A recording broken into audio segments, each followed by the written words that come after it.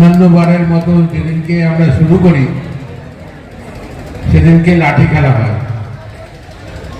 আজকে ফুটবল খেলা হচ্ছে।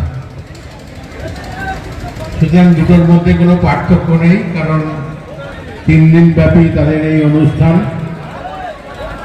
আপনাদের প্রত্যেকেরই এই এলাকার মানুষ এই অনুষ্ঠানটিকে আপন করে নিয়েছেন। আমি খালি এই অনুষ্ঠানটার সারমর্ম একটুখানি আপনাদের সামনে বুঝিয়ে বলি। আমি যেদিন এই অনুষ্ঠানে আমন্ত্রণ পেলাম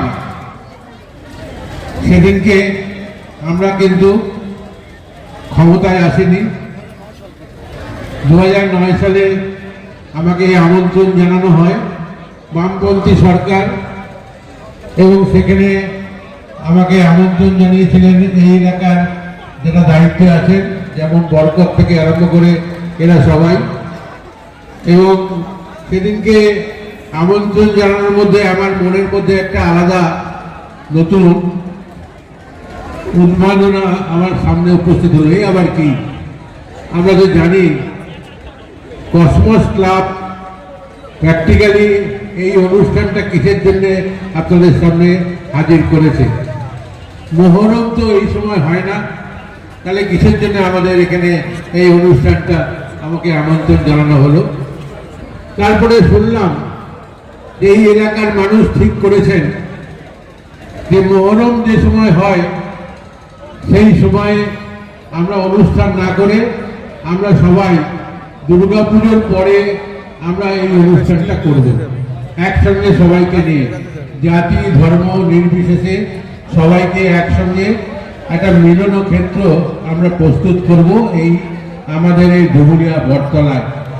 তাই কসমস ক্লাব আর আমাদের মহরম দুটোর মধ্যে সম্পূর্ণ একটা আলাদা চরিত্রগত পার্থক্য আমি সেদিনকে এই আনন্দ উৎসব পরিবেশের মধ্যে উপস্থিত হলাম এবং সবাইকে জানালাম যে আমি লাঠি খেলা দেখছি বটে, তারপর থেকে আমি যতবার এসেছি ততবারই আমি লাঠি খেলা দেখেছি, কিন্তু এইবারই প্রথম লাঠি খেলা হচ্ছে না।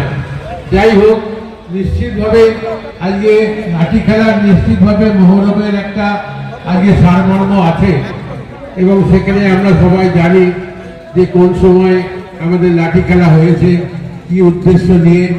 তো যাই হোক, আমি আজকে সময় নষ্ট না করে খালি আমি আপনাদের কাছে যারা উপস্থিত আছেন সবাইকে আমি এই বার্তাটুকু দিতে চাই যে ধবুলিয়া বটতলায় এবং ধবুলিয়াবাসী সকলে মিলে মিলিতভাবে যে অনুষ্ঠানটা আজকে অনুষ্ঠিত করে, আজকে বছরের পর বছর আমরা সবাই মিলে এখানে আজকে প্রশাসনের থেকে আরম্ভ করে সকলে মিলে আমাদের এখানে উপস্থিত হয়, এবং এই উপস্থিত থেকে আমরা প্রতিদিনই নতুন কোনো না কোনো আজকে আপনাদের কাছে আজকে উপস্থিত করি, সেটা দেখবার মতো, সেটা মানুষের ভালো লাগার মতো। গতবার ঠিক মনে পড়ে আজকে আপনাদের এখানে আমাদের মন্ত্রী আমাদের এখানে আপনারা ঠিক করেছেন এখানে উপস্থিত করবেন বাবুল সুপ্রিয়কে এখানে তারা নিয়ে আসবে, ঠিক করেছে। তো বাবুল সুপ্রিয় আমার কাছে নিয়ে বললো আপনাকে